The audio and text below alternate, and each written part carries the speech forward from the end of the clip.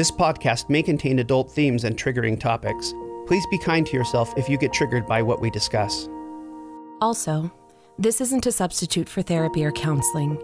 Please listen to the appendix at the end for some of our recommendations for resources that will help you find a qualified mental health care provider. Now, we take you to a time in the near future where emotional abuse has been appropriately deemed a crime, and the survivors find a home to reclaim their lives and freedom. This is Haven, and these are the stories of the reclaimers.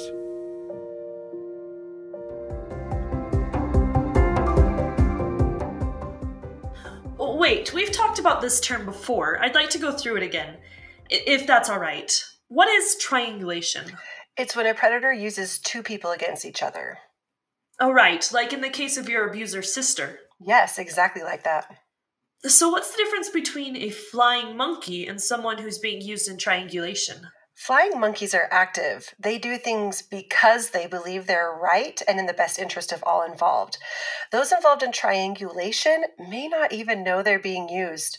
Triangulation can also happen between victim and a lie about someone else. How would that even work? My abuser used to watch other women openly in front of me. He'd comment on how attractive they were, on how much he'd like to make love to them. Oh, and he knew that would hurt you. Yes, he did it because he knew it would hurt me.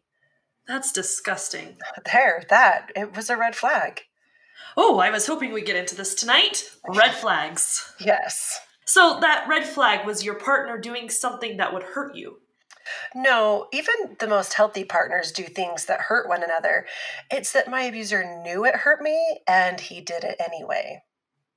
How do you know he knew? He told me. He told you? How? Well, he'd make it into a joke. I'm not trying to hurt you, but her boobs are so much better than yours. And how would you respond? The first time I got really hurt, he watched me cry for a while. And then he comforted me by telling me what I wanted to hear, that he was sorry and he'd never do it again, that he'd never dream of looking at another woman. Those were those fake apologies you mentioned. Yep, you got it. That's truly low. Are you comfortable sharing other examples? Looking at some other red flags? Well, we can talk examples, sure. Unfortunately, examples often lead to either dismissing someone's truly abusive nature or even believing someone is a narcissist when they're not. So examples aren't good? They're all right, but I have something better. And what's that? I've brought along a few hypotheticals from the Haven. Ooh, hypotheticals. Yes. Hypotheticals help you evaluate how you're feeling. Trying to diagnose someone else isn't helpful. Why not? Well, without a psychology degree and clinical practice, it can be really tricky to have the diagnostic experience to determine whether or not someone should be diagnosed with a personality disorder. Well, that makes sense. So the purpose of the hypotheticals is to evaluate how you're feeling in your own relationship. I see, that makes sense. You're not just deciding anything about anyone else, just about what you think and feel. Exactly, because that's really all you can control and truly understand. Okay, let's dive right in. I want to know some hypotheticals. Perfect. Imagine a few times when your partner was wrong. How did they handle it? Oh, interesting. No one likes to be wrong, though. Yes, that's true. But not liking being wrong and not being able to handle it at all are two different reactions. Disordered personalities struggle admitting they were wrong and usually try to project and shift blame. They can't take responsibility for their own actions.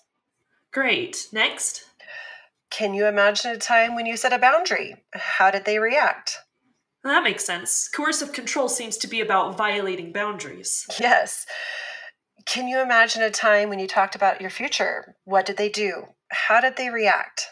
Well, I talk about my future with people, like my agent and my boss and my husband, though... Disordered personalities promise big, grandiose plans and then let you down so they can get angry when they don't follow through. they also like to make you think there's all these good times and love in store if you'll just keep submitting and accepting the abuse. I hadn't thought of that. Yeah, this is what I was saying last time about we don't really understand what predators truly look like. True. Okay, go on. What's next? Can you imagine a time when you turned the conversation to talk about other people? Did your partner try to disparage the person you're talking about? Are they able to hear stories and your friends and family? Or do they solely focus on themselves or on you? Oh, that's a good one. So if they can't even hear about other people, that's not a good sign. Nope, it's a red flag. Ordered personalities understand social contracts and caring for others in a long-term, invested environment. Plus, some disordered personalities can't handle other people making mistakes. So it's telling if they don't have long-term friends in their life. That could be a red flag too. Well, I'm sure this is a big list, but let's pick one more. Yes, the last one I'd pick is to imagine a time when you got emotional. How did they react? Not just can they listen, but do they react to your emotions or do they respond to the reasons behind your emotions? So reacting to emotions is the red flag here? Yes, to some extent.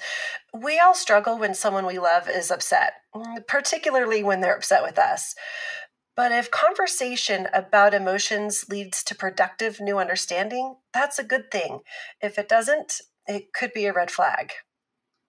You're using words like could be and maybe. Anything definitive you can offer? I think how you feel in the relationship is the key marker. Do you feel heard and understood? Do you feel free to become your best self? Do you feel like your partner is a true companion? This is fantastic stuff. Thank you. Oh, one more thing. What's that? Your partner doesn't have to be a disordered personality to be toxic, and you deserve a relationship that is toxicity free. Excellent. Thank you. After the break, we'll be talking to Dr. Ashley Soleil, wife to Dr. Phoenix Soleil. Dr. Ashley recently took the stand in the inquiry to address her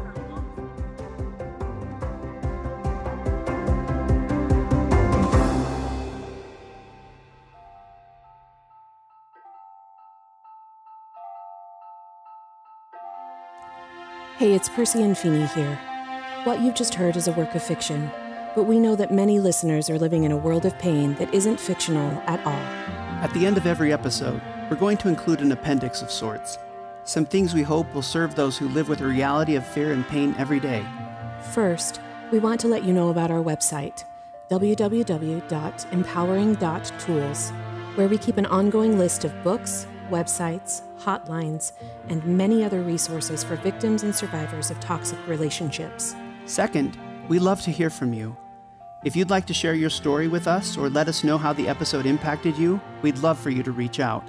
These are deeply emotional things, and we want to give you a chance to share. We're a small team, so an in-depth response isn't always possible, but we do read every message we receive. Third, if you're in crisis or you need to find an immediate way out, please call 800-799-7233 for the National Domestic Abuse Hotline.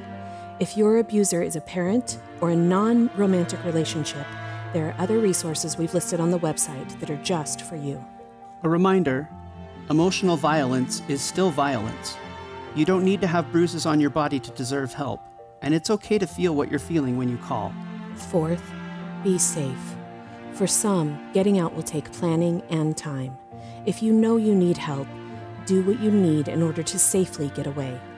Lastly, we know how difficult it can be to believe there's hope on the other side of a toxic relationship. Many on our team know the devastatingly difficult steps it takes to get away from an abusive predator. But there is hope. You don't have to do it alone. If you don't have supportive family or friends, you can still find support at the hotlines we mentioned earlier or at a local hospital or shelter. Thousands of survivors have made it out. Getting out and reclaiming your freedom can be your story. We believe in you. We believe in your future. And we believe in your right to that freedom.